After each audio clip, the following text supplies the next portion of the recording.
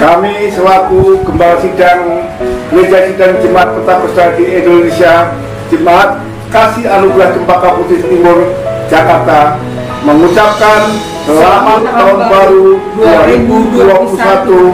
Tuhan Yesus memberkati. Bapak, Ibu, Saudara Jemaat Kasih Anugerah Cempaka Putih Timur, Jakarta, selamat pagi, salam sejahtera dalam nama Tuhan Yesus. Di awal tahun 2021, bulan Januari, minggu pertama pagi ini, kita semua bisa melewati tahun 2020 dengan baik, semata-mata oleh belas kasihan dan kemurahan Tuhan.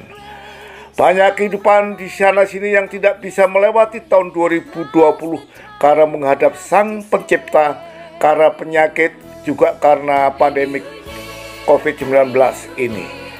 Melangkah ke tahun 2021, banyak pertanyaan tercuat dari benak kita.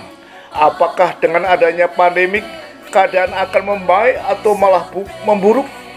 Bagaimana keadaan saya dan keluarga saya? Jawaban terdapat dalam Yohanes 14 ayat 1 sampai ayat 3. Saya akan membacakan ayat pertama saja. Bapak Ibu membaca ayat 2 dan 3 di rumah masing-masing.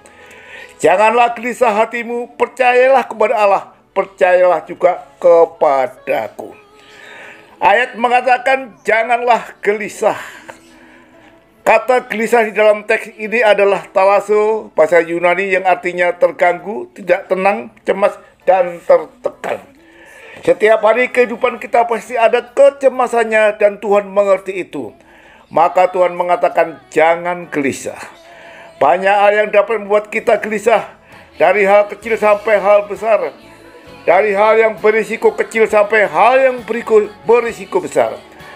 Banyak kegelisahan hidup yang dapat menenggelamkan kita, mencuri perhatian kita, lalu tanpa kita sadari membangun selera jiwa. Iblis mau membuat kita gelisah untuk banyak hal yang tak perlu kita gelisah, sehingga fokus kita menjadi bias, tidak tertuju ke langit baru dan bumi baru. Kalimat janganlah gelisah hatimu, di rumah Bapakku banyak tempat tinggal. Berarti kita harus merasa tenang untuk hal-hal kehidupan di bumi. Tetapi soal kepastian kita diterima di kemah abadi, kita harus benar-benar serius mempersoalkan atau mempercakapkannya.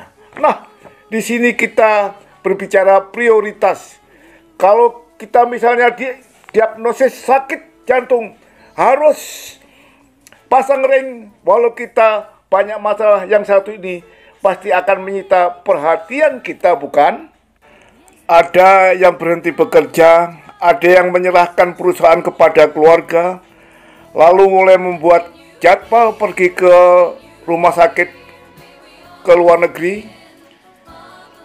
mengubah pola makan, rajin olahraga demi kesembuhan penyakit jantung itu prioritas namanya. Banyak hal yang menggelisahkan kita, sehingga prioritas kita kepada Tuhan dan kerajaannya.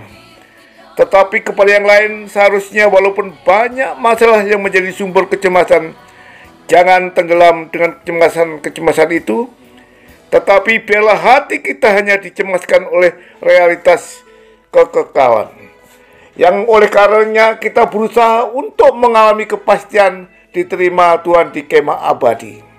Ironis, banyak kehidupan bisa begitu tenang menghadapi masalah kekekalannya. Tentu saja jawabannya yang bisa dikemukakan adalah karena pengajarannya yang salah. Percaya Yesus pasti selamat. Padahal percaya itu artinya apa? Percaya itu artinya menyerahkan diri kepada objek yang dipercaya. Kita tidak dapat menyerahkan diri kepada objek yang dipercaya kalau kita tidak mengasihi Dia. Kalau kita tidak mengasihi Tuhan, kita pasti tidak menghormati Tuhan. Kalau kita tidak menghormati Tuhan, kita tidak taat.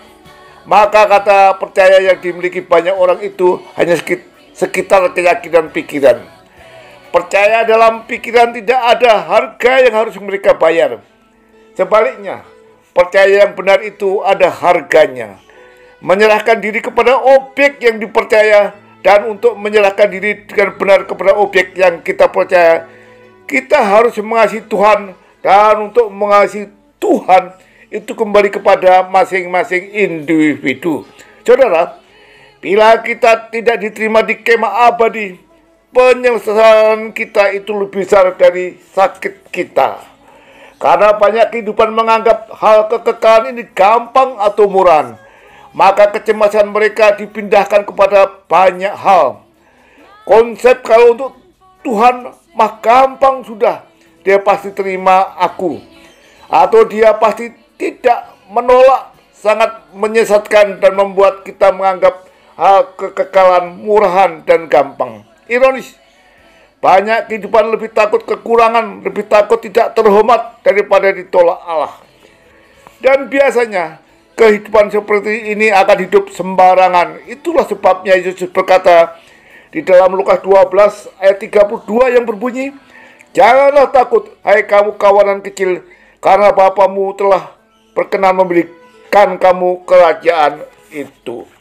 Sebenarnya kehidupan kita harus lebih takut kepada kematian kedua daripada kematian ekonomi, kematian karier, kematian bisnis, dan lain sebagainya. Saudara, kematian kedua yaitu terpisahnya manusia dari Allah. Maka justru keadaan sulit, penderitaan yang kita alami itu lebih menggiring kita untuk memedulikan keselamatan abadi atau keselamatan kekal jiwa kita. Jadi, saudara, jadilah tenang dengan kita bisa mengerti ini, tahu bahwa kita adalah anak-anak Allah, maka hal lain tidak akan membuat kita cemas. Di sini barulah kita bisa mengalami kemerdekaan sejati di dalam Tuhan. Dengan kita takut ditolak oleh Tuhan, sehingga kita berusaha berkenan kepada Tuhan.